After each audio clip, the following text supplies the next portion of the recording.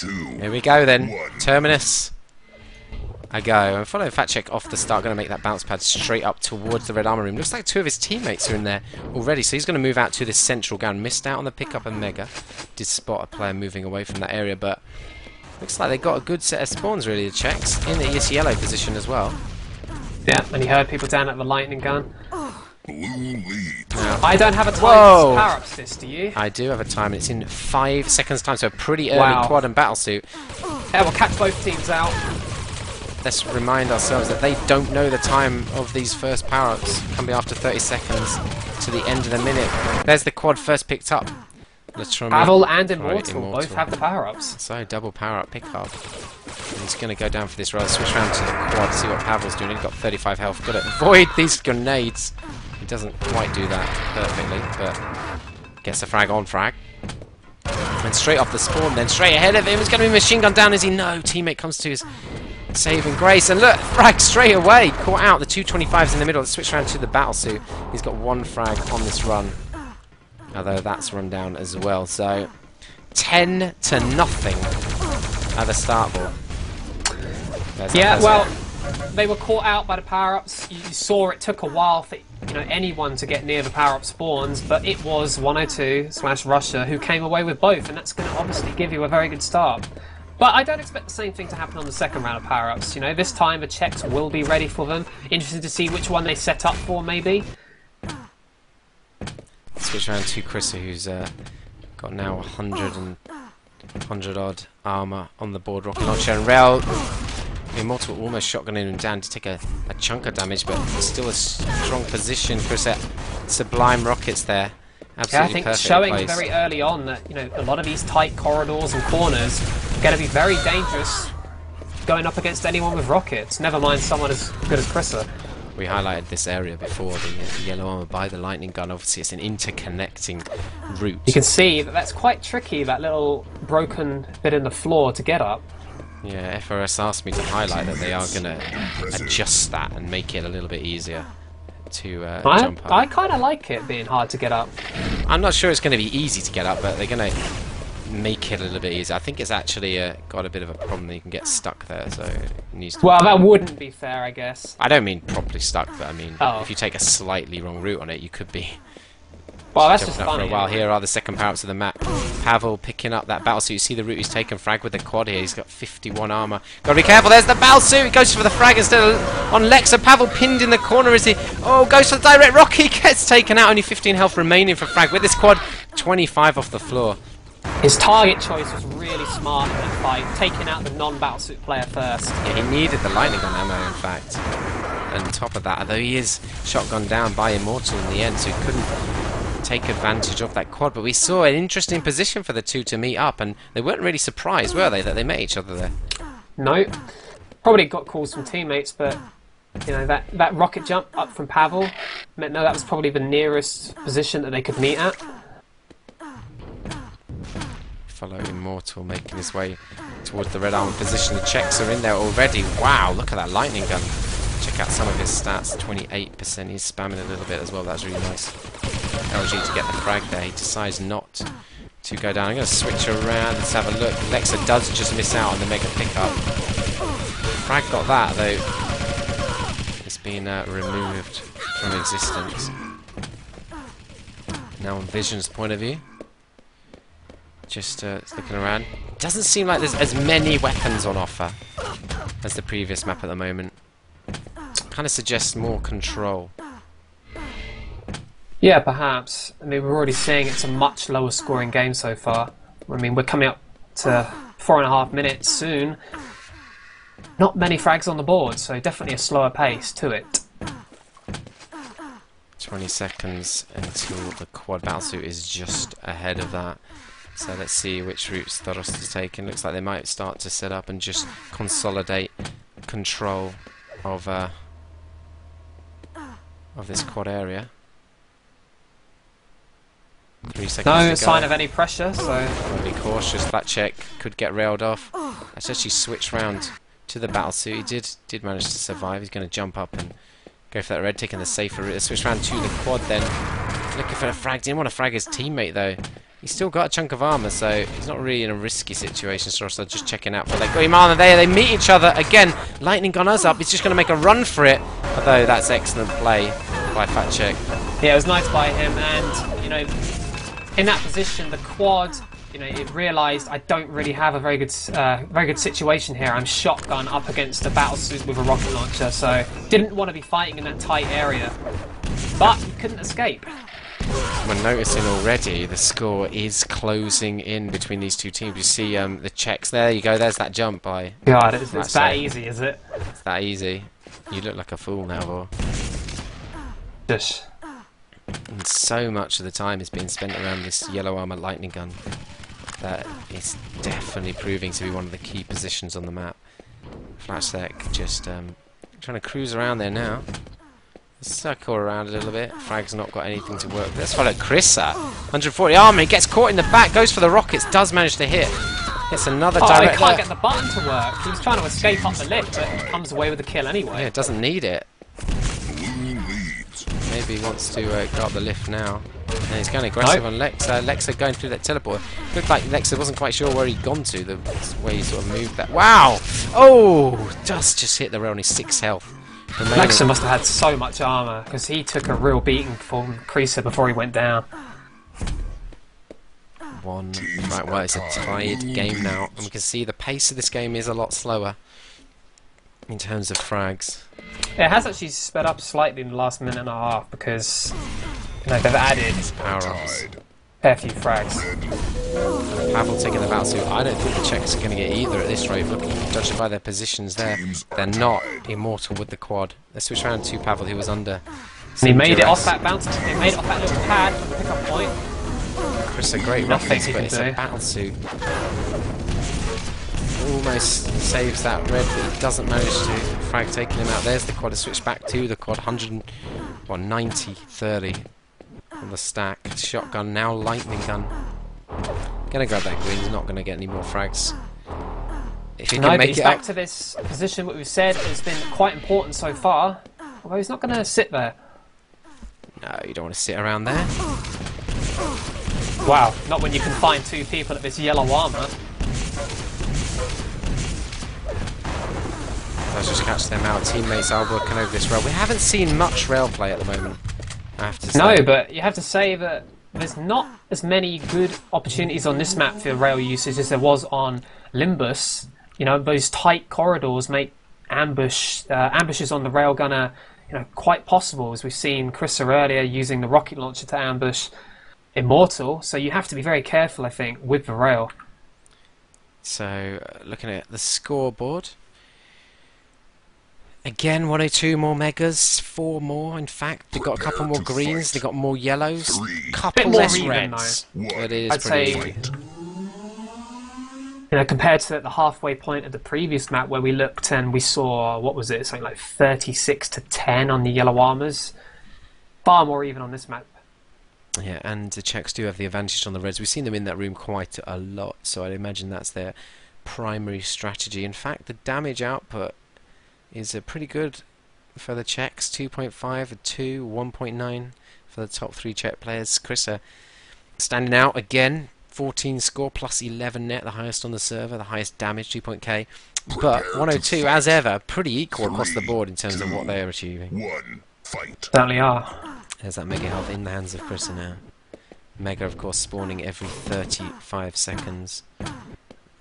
After you've picked it up, looking for that railgun, it's not up. I think I'm starting to learn in my mind, visualising this map in 3D now, Vor. How about you? Yeah, I think so. You know, running around it yourself is one thing, but I think it actually helps to see other people playing on it. You know, that's helping me learn it a bit more as well. Of course, one of the things that will definitely develop is understanding of the spawn points, how to take advantage of those. And also a huge thing of TDM is the kind of routes you run around the map. You know, which parts of the map are going to yield the most frags when you've got a good stack and some weapons. The wow, risky that's areas. punishing railguns down to Chrissa. Seriously, damaging. Moving just into sight there. And it's the kind of thing you learn as you develop, like which are the risky areas he's moved to. The battlesuit. This could be in trouble for the players. Just jumped across there. Oh, but Chris is going to be quite out in the back, and Pavel was that guy standing on the battlesuit. Comes out with that power quad's going to be after it. Let's see here who's going to grab this quad. Wow, double power up again. Their third double power up of the game. Starosta in control of that one. Switch back to Pavel, I think. Watch the end of this. He's got 2 frags on this run. Make that 3. And he saw the red take at the start of his run, so he's at least in position for that. And we can switch over to the quad, I imagine. Yeah, we're on the quad last 5 seconds of this. Managed to get 3 frags on this run as well. So a positive use of both power-ups here. Yeah, good use of both power-ups, and all of a sudden, you know, the game has been so even up until now, and you know, things are starting to turn in Russia's favour, as they did on Limbus. So 14 frag margin. Following frag at the moment for the Czech Republic.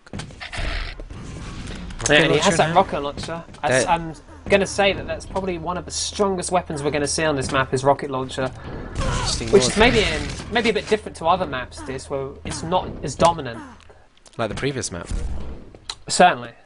Now, if you saw, he moved out there, and we saw how damaging and dangerous Rail could be in certain positions. He could not counter getting shot in those positions. Krissa grabbing the red. Looks like the Czechs have got a strong lock on the red armor at the moment, and the Russians, they're not really wanting to bother risking it. You see Krissa almost making the jump up there, so I guess that's possible as well. He decides to play it safe. Well, he's got a stack. He might need to maintain it. I'm not sure if anyone else has any good amount of armor at the moment. They need a strong power up to get themselves back into this game. Vision just moving up and taking that second red. He's going to move down with Krissa into this battlesuit area. Looks like they're just going to set this up. It's only a few seconds before it spawns, and should be a good grab for them. It doesn't look like there's any risks. Yeah, and he's got time to get over to quad as well. If he knows the route, he can make it. Wow, he's taken a much slower route up. I think he's going for the red, so you know he's going to be very stacked. It's going to be a difficult fight for Lexa if he meets Krissa. Yeah. Stacked quad though by Lexa as well. Has now got a railgun, shotgun. Doesn't have that in a lightning few gun, seconds. though. To switch back to Krissa, see what he's doing. He's got 1 frag on the board at the moment. He's hunting for that quad. I mean, he kind of needed to take the quad out because now it's run down. We've got 8 seconds left of this quad, and he can freely cruise about the map, taking out the Czech players at will, almost. That's actually really nicely defended, though. Flat check. What the hell? Getting the spawn behind him. Well, that saw the players in the distance, but not the machine gunner up close. I think that's just one of those moments where he doesn't know where the spawn point is, so he's just not expecting anybody could just appear through a wall. Nope. Starosta still pretty stacked. Let's see what he can do. Gets caught in the back by the rocket launcher dropping down. He's got to be cautious here with lightning gun against rocket launcher. Gets caught in the bounce pad. Krissa can take him out with the shotgun. Going to get second frag on Immortal here as well. Lexa takes a rail shot from Krissa. Oh my god, Krissa going so aggressive with that shotgun there. And gets another frag. They're just starting to bring it back a little bit. Yeah, it's getting closer. 7 frags the difference. It was up to about, I think, 16 or 17 the difference. Lexa caught in the back there, and Flacek just saving that red armor. He's going to gather in himself with the plasma gun, with shotgun, with railgun, and they've had a very good lock on it since we last checked the stats, the Czech Republic, of that red armor. It's now 16 to 13. Well, there's only 1 more. I'm a bit surprised actually. I thought they'd have a lot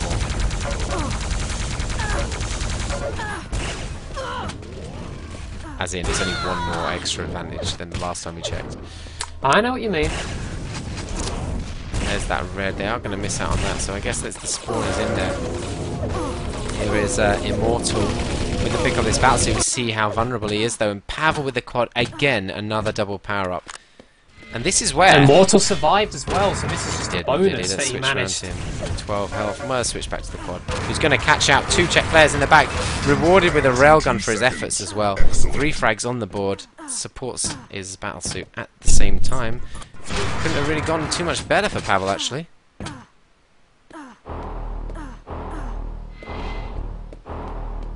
Even got a lightning gun, so if he can grab himself a plasma, he's got every weapon on the map. The full arsenal. Oh, and I know you love saying that. Oh, don't. He's got the full arsenal minus Van Persie. Oh my god. Are you noticing this again? Gets a quad run, gets a few frags. He's now picked up as many frags as he got on the quad run. Straight away. This is Pavel. Yeah, and you can see the difference it's made to the score as well. I mean, these double power-ups being given away by the Czechs, you know, they're really coming back to haunt them now. You know, for a while they were managing to keep the score close, but just looks like it's drifting back into the favour of Russia again. And, you know, much like any map with 2 power-ups, you know, if one team takes advantage of, you know, you letting them have both power-ups, it'll be the difference between who wins and loses in the end. We really need to see the Czechs securing this red like they did do previously, but then just making sure they secure the battlesuit. We saw them do it once. Well, yeah, we did, and that's probably what you'd expect to be the standard way to play this map. I mean, on most of the double power-up maps, it's not an easy play to go for both power-ups, and it's not going to be any different on this map, really. Yeah. Or at least it shouldn't be easy. Well, we've got 3 sets of power-ups left to spawn. The next is in just 10 seconds time for the battlesuit. It looks like 102 are in the better position for it at the moment. Pavel trying to defend this lightning gun route, but I mean, he's looking a little bit weak. Let's switch around to somebody who's in the area, and well, we can switch to the battlesuit Bravo, which is immortal. Quad's going to spawn up. We have to see if the Czechs do get that one. What? Where did that player go? I don't know. It just vanished. Oh my god, battlesuit against Quad. The Czechs did get it. 2 rails from him, but it's not going to be enough. Let's go to the battlesuit point of view. Immortal, 57-52. Doesn't have a rocket launcher because he has no ammo. So just this lightning gun to work with. Maybe the rail. As the battlesuit runs down, consolidating their lead with only 2 sets of power-ups left, and the Czechs have not looked good on the power-ups at all. No, and I'm surprised at that. I mean, the Czechs are such a strong unit and usually so organised, and you wouldn't expect them to be, you know, having 4 less of each power-up. That's 4 double power-ups they've given away. We will be announcing the competition winner after this map, and we'll also probably ask for your feedback on what you think of the different maps. Whether they should be in tournament play and that. And so far, I've enjoyed both maps. Let's see Immortal just working around this rail. Haven't quite hit 100 frags yet. He's a lot slower than the first map, obviously. There's that railgun. His teammate is going to grab it in front of him. And this is playing this side of the map then, because we've seen the red area play. Now we're getting an experience of how maybe you'd work around the mega side, maybe you'd call it. Well, Immortal going aggressive, just going to rush in on this red area. He could be in trouble. He's going to have to back off here. Hits 1 rail and he escapes.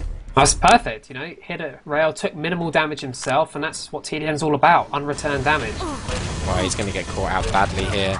That's yeah, good play by the Czechs.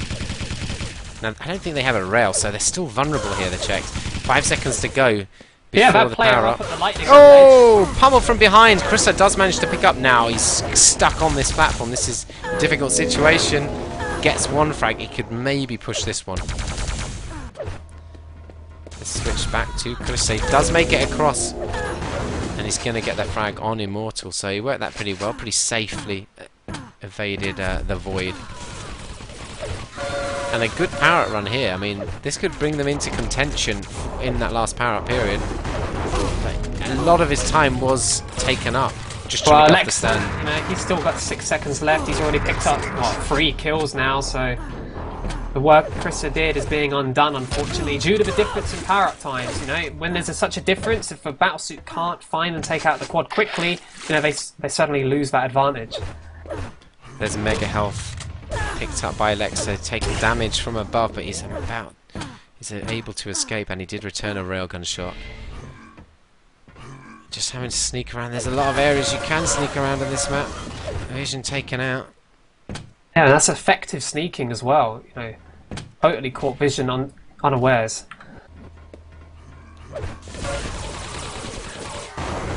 So I find it interesting working these areas. I guess the railgun, the yellow. How far do they push out? Let's try and find someone else. Starosta. He's going to grab himself the mega. So there's 2 obvious. This is quite an obvious split then going on in the map between the red armor and that side. Starosta making the rocket jump up. Almost pummeled down, but does get the frag eventually.